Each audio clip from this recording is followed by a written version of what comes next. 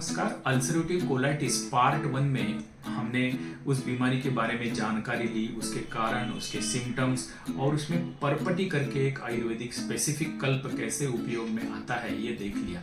चलो अभी देखते हैं विस्तृत स्वरूप से कि स्टेप वाइज उसकी ट्रीटमेंट कैसे की जाती है। तो आयुर्वेद में एक संकल्पना है कि ज्यादातर बीमारियां, खास करके महास्रोतस की डाइजेस्टिव सिस्टम की जो बीमारियां हैं वो अग्निमांद्य के कारण होती है। इसीलिए पेशेंट को हम हर नए पेशेंट को खाली पेट सुबह बुलाते हैं और उसके यकृत, प्लीहा, मूत्रपिंड इनका परीक्षण करके अग्नि संस्था के ट्रीटमेंट करते हैं। तो अग्नि प्रदीपन हो जाता है, इसका परिणाम इम्यूनिटी पर होता है और अल्सरेटिव कोलाइटिस कम होते जाता है। तो आयुर्वेद में इसको रक्तज, अतिसार, प्रवाहिका या ग्रहणी इस नाम से भी हम कोरिलेट कर सकते हैं। तो ये हो गया पहली स्टेप जो हो गई वो अग्नि प्रदीपन। दूसरा है व्रण रोपण। This is the most important step. तो इसमें सबसे इंपॉर्टेंट मेडिसिन है सुवर्ण गैरिक। ये सुवर्ण गैरिक ये हमारे गुरुजी दातार शास्त्री जी है, उनका बहुत प्यारा एक द्रव्य बोल सकते हैं।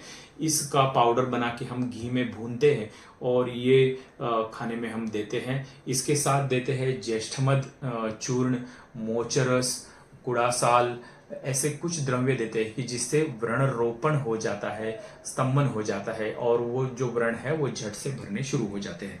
तो इस हिसाब से करते हैं। और व्रण रोपण में एक पंचकर्म की ट्रीटमेंट मैं आपको जरूर कहना चाहूंगा, वो ट्रीटमेंट है बस्ती। तो बस्ती ये शब्द तो आपने काफी बार सुना है, मगर ये बस्ती ट्रीटमेंट जो है वो दोष शरीर से बाहर निकालने के लिए, मल शरीर से बाहर निकालने के लिए नहीं है। ये एक किस्म का रिटेंशन एनिमा ही आप बोल सकते हैं। तो हम क्या करते हैं कि कुछ द्रव्य है, मोचरस जैसे द्रव्य है कि ये द्रव्य हम कुछ द्रव्य में सिद्ध करते हैं और इनका जो मिश्रण है वो इस एनिमा पॉट में डालते हैं। उसको एक नली अटैच की रहती है और ये नली रबर नली के मदद से एनल रीजन से अंदर छोड़ते हैं, ड्रॉप ड्रॉप ड्रॉप हिसाब से। जैसे सलाइन से शरीर के अंदर पानी जाता है उस हिसाब से ही ये द्रव्य शरीर के अंदर थ्रू एनस छोड़ते हैं। तो ये द्रव्य जो है वो अल्सर्स के कांटेक्ट में आ जाता है और वो अल्सर झट से भरना शुरू हो जाते हैं। तो ये हो गया व्रण रोपण। आगे वाली स्टेप है ग्राही। ग्राही एक ऐसा आयुर्वेद का कर्म है कि जिसमें मल में जो अतिरिक्त द्रवत्व है वो कम करने के लिए कुछ द्रव्य यूज करते हैं, उनको ग्राही बोलते हैं। तो उसमें सबसे इंपॉर्टेंट है नागरमोथा जो है वो ग्राही काम करता है, कुड़ासाल है, दाड़िम की साल है और ये बिल्व फल जो है वो एक बहुत ही अच्छा है। बिल्व जो हम सुनते हैं उसका जो मगज रहता है अंदर वाला फल का, वो हम ग्राही के स्वरूप यूज करते हैं। और बहुत सारे बार जंतु यानी इन्फेक्शन ये भी कॉज रहता है उसको एसोसिएटेड, तो वो कम करने के लिए पांचवती चिकित्सा में चातुर्थक करके कल्प है और विड़ंग करके दवाइयाँ हैं, नागरमोथा है, ऐसी काफ़ी सारी जंतुघ्न दवाइयाँ हैं, वो भी हम जब एक्यूट अटैक रहते हैं वो कम करने के लिए यूज करते हैं। और सबसे लास्ट इम्पॉर्टेंट स्टेप है आंत्र को बल प्रदान करना। आयुर्वेद की एक संकल्पना में हमेशा हर डिसीज के अंतिम में आपको बताता हूँ वो है रसायन चिकित्सा।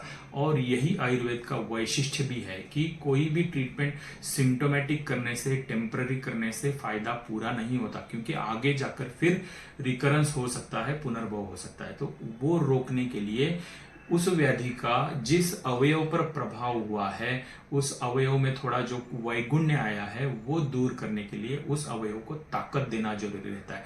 तो वो ताकत देने वाली कुछ द्रव्य हैं। इसमें है इंपॉर्टेंट मंडूर भस्म है, यह भस्म, और दूसरा पद्म काष्ठ करके एक दवाई आती है, शतावरी जैसी दवाइयाँ आती है।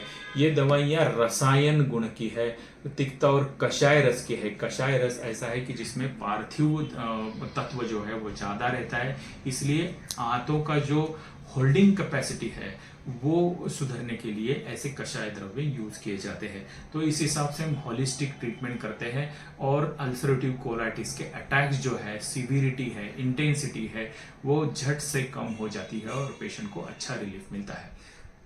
और जैसे मैंने बताया कि सभी ऑटो इम्यून डिसीजेस है, आजकल जो नए नए बीमारियां भी इमर्ज हो रही है, उनके कारण है बिगड़ी हुई इम्यून सिस्टम और उसके पीछे है बिगड़ी हुई हमारी लाइफस्टाइल, खाने पीने के तरीके, बढ़ता हुआ स्ट्रेस। तो वो कम करने के लिए आपको इन चीज़ों में मॉडिफिकेशन करना पड़ेगा।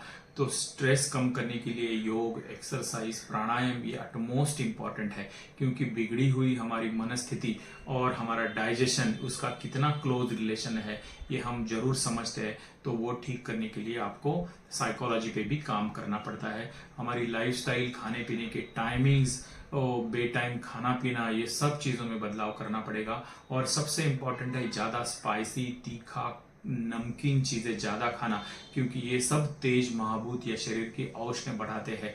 और जब भी तेज महाभूत बढ़ता है, हीट बढ़ती है, तो उसका गुण है धारण करना, कुछ जख्म बनाना, घाव बनाना। तो वो इंटेस्टाइन में घाव जो होते हैं वो कम करने के लिए हमको तेज महाभूत की अतिरिक्त विकृत वृद्धि नहीं होनी चाहिए। तो इसके लिए लाइफस्टाइल में इस हिसाब से खाने पीने में बदलाव करते हैं तो ये बीमारी अच्छी हो जाती है।